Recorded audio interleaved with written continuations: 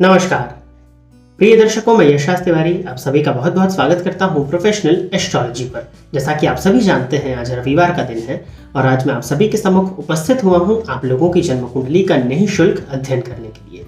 आज का जो हमारा कार्यक्रम है, ये कार्यक्रम नंबर 50 है, यानी कि 50वां कार्यक्रम बना रहे हैं हम आज। और 350 जन्म कुंडली का अध्ययन हम आज तक कर चुके हैं और 351वीं जन्म कुंडली का अध्ययन आज के इस कार्यक्रम में होगा। वो दर्शक जो इस कार्यक्रम को आज देख रहे हैं और अगर वो भी चाहते हैं कि ठीक इसी तरह से उनकी जन्म कुंडली का अध्ययन मेरे द्वारा निःशुल्क रूप से इस कार्यक्रम में किया जाए, तो आप अपनी डिटेल्स जैसे कि आपका नाम, आप अपने जन्म की तिथि, आप अपने जन्म का समय और आप अपने जन्म का स्थान, ये चारों ही चीज़ें किसी भी एक स्पेसिफिक प्रश्न के साथ में इस वीडियो के कमेंट सेक्शन में दे दीजिए। हमारी कोशिश यही रहेगी कि जल्दी से जल्दी आपकी जन्म कुंडली का अध्ययन निःशुल्क रूप से किया जाए। बिना विलंब किए हम आज के इस कार्यक्रम की शुरुआत करते हैं और 50वां कार्यक्रम है जैसा कि मैंने बताया। और पहली जन्म कुंडली है सुभाष भट्ट जी की। तो सुभाष जी, आप तैयार रहिए, आपकी जन्म कुंडली में ले रहा हूं। 12 अप्रैल 1973 शाम के 7:15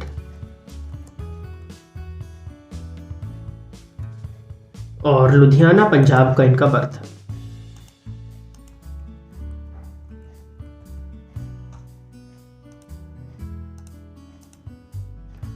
सुभाष जी, आप तुला लग्न के हैं, राशि आपकी कर्क है। इनका प्रश्न चलते हैं। इन्होंने लिखा ऐसा, राधे राधे जी, राधे राधे। आपने तो क्वेश्चन ही नहीं दिया साहब, आपने सिर्फ काइंडली रिप्लाई लिखा है। तो आप जानना क्या चाहते हैं? अब आपका तो कुछ प्रश्न ही नहीं है, तो मैं क्या बताऊं आपको। आपकी जन्म कुंडली को देखते हुए तुला लग्न है, लग्नेश षष्ठ भाव में बैठे हैं, 12 अंश पर हैं, 29 अंश पर हैं और मीन राशि में हम, जो कि शुक्र बाल्यावस्था में कहलाएंगे। वर्गोत्तमी है, उच्च राशि में बैठे हैं परंतु गुरु नीच के हैं। अब आपका कुछ प्रश्न तो ऐसा स्पेसिफिक है नहीं जिस विषय में मैं आपको बता सकूं, लेकिन फिर भी मैं आपको सलाह यही देना चाहूंगा आपकी जन्म कुंडली को देखते हुए कि आप अपने शुक्र को बलवान करिए। शुक्र को बलवान करने के लिए आप दुर्गा चालीसा या सिद्ध कुंजिका स्तोत्र का पाठ करिए और गुलाब के इत्र का प्रयोग ज्यादा से ज्यादा किया करिए ताकि आपका लग्न जो है वो मजबूत हो सके। अगली जन्म कुंडली इंकास्त्रा नाम से ईशान की है। 15/11/1988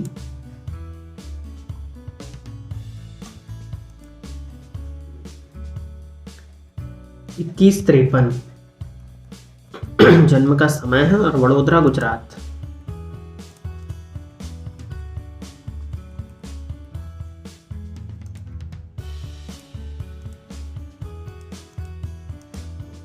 मिथुन लग्न है ईशान और राशि बनती है मकर। तो मिथुन लग्न और मकर राशि वायु तत्व का लग्न है और भूमि तत्व की राशि है। हालांकि लग्नेश और राशिश मित्र हैं क्योंकि बुध लग्नेश बनेंगे और राशिश बनेंगे शनिदेव। तो शनि और बुध में आपस में मित्रता होती है। Want to know about my career, ये अपने करियर के विषय में जानना चाहते हैं। इनकी कुंडली के दशम पति जाकर के 12वें भाव में बैठे हैं, 12वें भाव के अधिपति जाकर के 4th भाव में नीच राशि में बैठे हैं। और शुक्र इनके जो है मिथुन लग्न की कुंडली में योग कारक ग्रह होकर के नीच राशि में और नवमांश कुंडली में भी वो नीच राशि में ही बैठे हुए हैं। देखिए, करियर के विषय में अगर आप जानना चाहें तो गुरु की दशा आपको चल रही है और उसमें गुरु का ही अंतर अभी चल रहा है। तो करियर में कुछ ना कुछ अप्स एंड डाउन्स या मेंटल स्ट्रेस हो सकता है आपको हो, फिर भी ओवरऑल करियर अगर इस जन्म कुंडली के दृष्टिकोण से देखा जाए तो जन्मस्थान में रहेंगे तो कहीं ना कहीं थोड़ा सा बाधित होगा, लेकिन अगर जन्मस्थान से दूर जाते हैं तो करियर ठीक है। और दशम भाव के अधिपति जाकर के 12वें बैठे हैं तो उससे मैं ज्यादा चिंता नहीं समझ रहा हूँ, क्योंकि दशम भाव में ऑलरेडी आपके मंगल जाकर के बैठे हुए हैं और दशम में मंगल हो तो जातक को कुल दीपक बना, तो वो है आपकी कुंडली में।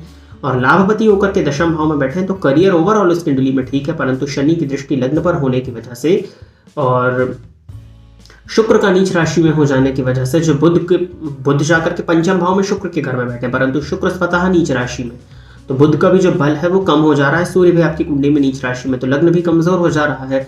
इस वजह से चीजें जो है जीवन में वो विलंबित तो हो रही हैं, तो देर से मिलेंगी चीजें, परंतु फिर भी करियर ठीक है। और नवंबर 22 के बाद से जो समय आ रहा है उसको मैं काफी अच्छा समझता हूँ, लेकिन स्वास्थ्य के दृष्टिकोण से परेशानी का कारण ये बनेगा।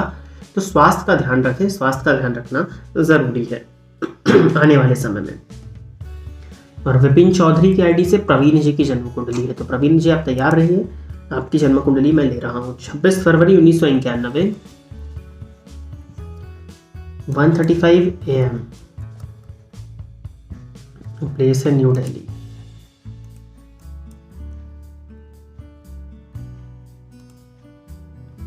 वृश्चिक लग्न की कुंडली है और राशि आपकी कर्क बनती है। गुरुजी शादी कब तक होगी, वाइफ कैसी होंगी, उसका नेचर कैसा होगा, ठीक ठाक फैमिली से होगी कि नहीं। तो 91 का इनका जन्म है, ये शादी से संबंधित ही जानकारी चाहते हैं। सप्तम पति पंचम भाव में बैठे हैं, पंचम पति भाग्य भाव में बैठे हैं, कहीं ना कहीं लव मैरिज की स्थिति थी आपकी कुंडली में। और क्योंकि लग्नेश भी आपके सप्तम भाव में बैठे हैं मंगल आकर के, जो कि आपको जन्म लग्न से तो मांगलिक बनाते हैं। देखिए पत्नी तो आपकी देखने में सुंदर होनी चाहिए, इसमें कहीं कोई डाउट नहीं, परंतु आपकी पत्नी बहुत ज़्यादा उग्र और बहुत ज़्यादा तेज होंगी। परिवार के दृष्टिकोण से भी मुझे ठीक ठाक दिखाई पड़ रहा है, परंतु पत्नी उग्र होंगी। उग्र के अलावा मुझे कोई यहाँ पे समस्या नहीं दिखाई पड़ती। मुंह पर बोल देना, जल्दी बोल देना, सत्य बोलना, कड़वा बोलना, अक्सर कड़वा बोलने वाली होगा। हालांकि वो वाणी तो कड़वाहट आपकी भी होगी क्योंकि मंगल की दृष्टि है आपके वाणी भाव पे, लेकिन पत्नी का स्वभाव आपके उग्र होगा, क्रोधी स्वभाव की आपकी पत्नी होंगी, लेकिन मैनेजमेंट करने वाली, चीज़ों को लेकर के बैलेंस करने वाली आपकी पत्नी हो सकती हैं। दिमाग से भी तेज होंगी और सौम्य स्वभाव उनका कहा तो जाता, क्योंकि शुक्र की स्थिति वैसी बन रही थी, लेकिन मंगल जाकर के बैठ गए सप्तम भाव में, तो कहीं ना कहीं ये उग्रता को आपके और आपकी पत्नी के लाइफ पार्टनर की उग्रता को भी दर्शाने का काम कर रहे हैं। तो नेचर दिल से तो अच्छा होगा, परंतु उग्र होंगी मैंने बताया। और शादी कब तक होगी अगर देखें हम, तो बुध की दशा आपको चल रही है। वृश्चिक लग्न की जन्म कुंडली में बुध की दशा कोई श्रेष्ठ दशा तो है नहीं, और साथ ही साथ गुरु का अंतर चल रहा है, राशि कर्क है। तो कर्क राशि के होने के चलते अप्रैल 2022 से लेकर के अप्रैल 2023 तक गुरु के गोचर काल में आपकी गोचर कुंडली की स्थिति को जो मैं देखूं, तो मुझे यहाँ पर योग दिखाई पड़ते हैं और आपको बिल्कुल विवाह के लिए प्रयासरत होना चाहिए। ये साल आपके विवाह के लिए बेनिफिशियल हो सकता है। बुध में शनि का अंतर दिसंबर में आएगा, तो दिसंबर तब तक गुरु चल रहे हैं, और गुरु उच्च राशि में बैठे हैं आपकी कुंडली में, भाग्य भाव में है, और गुरु चंद्रमा की युति गजकेसरी योग, तो चंद्र कुंडली का निर्माण कर लें तो गुरु की दृष्टि सप्तम भाव पर जाएगी। तो आप प्रयास यहीं पर करिए। बुध में गुरु का अंतर जो है, और गोचर कुंडली से भी स्थिति बन रही है, जून से अगस्त के बीच में प्रबलतम योग है विवाह के, तो प्रयास इस समय पर किया जाए। आपके बर्थ प्लेस से, दिल्ली से नॉर्थ डायरेक्शन या फिर साउथ ईस्ट डायरेक्शन से शादी का रिश्ता आने की संभावनाएं हैं, तो इस समय पर इस स्थान में प्रयास करिए। हालांकि फिर से कहूंगा, इस कुंडली में प्रेम विवाह के योग प्रबल बन रहे थे। शुक्र पर शनि की दृष्टि है, तो बाकायदा जन्म कुंडली का मिलान करके ही आपका विवाह होना चाहिए। वैसे भी आप जन्म लग्न से मांगलिक हैं। दीपक अधिकारी जी की जन्म कुंडली है, तो दीपक जी आप तैयार रहिए, आपकी कुंडली में ले रहा हूं। 21 मार्च 1988,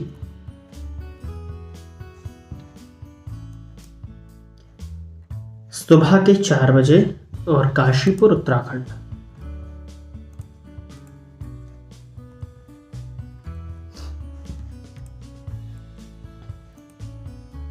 मकर लग्न के हैं आप, राशि आपकी मेष बनती है। दीपक जी आपका प्रश्न है, मकर लग्न की कुंडली यहाँ ठीक है, पैसा फंसा हुआ है, लोग वापस नहीं कर रहे, कोई उपाय? आपकी कुंडली में मंगल की दृष्टि षष्ठ भाव पर है, तो कहाँ मिलना है पैसा? ऋण भाव के अधिपति जाकर के धन भाव में बैठे हैं, और मंगल और शनि की दृष्टि 6th हाउस पर है। आपने धन दे दिया है, और गुरु जो कि धन दिलाने वाले हैं वो चतुर्थ में बैठे हैं। प्रयास करिए, वैसे मुझे मुश्किल लगता है कि पैसा मिल पाए। फिर भी इस कुंडली में जो योग है वो अगस्त के बाद में बनता है पैसा वापस होने का, लेकिन संभावनाएं 90% ना है कि पैसा वापस आने की संभावना है ही नहीं, क्योंकि मंगल का संबंध आपके 6th हाउस यानी कि ऋण का कारक ने ऋण भाव को देख लिया। आपने धन दे चुके हैं, तो पैसा मिलना तो मुश्किल है, 90% ना मिलने की ही संभावनाएं बनती हैं।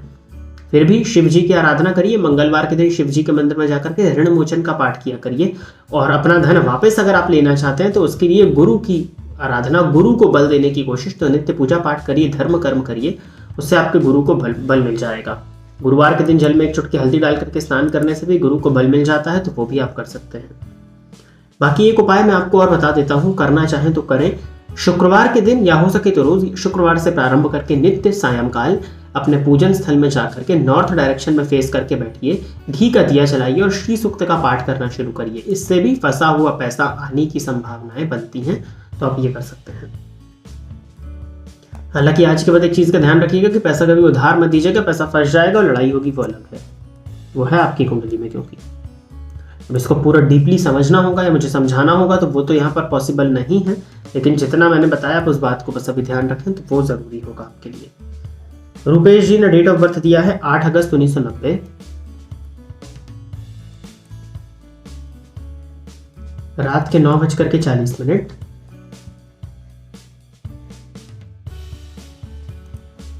नेपानगर मध्य प्रदेश।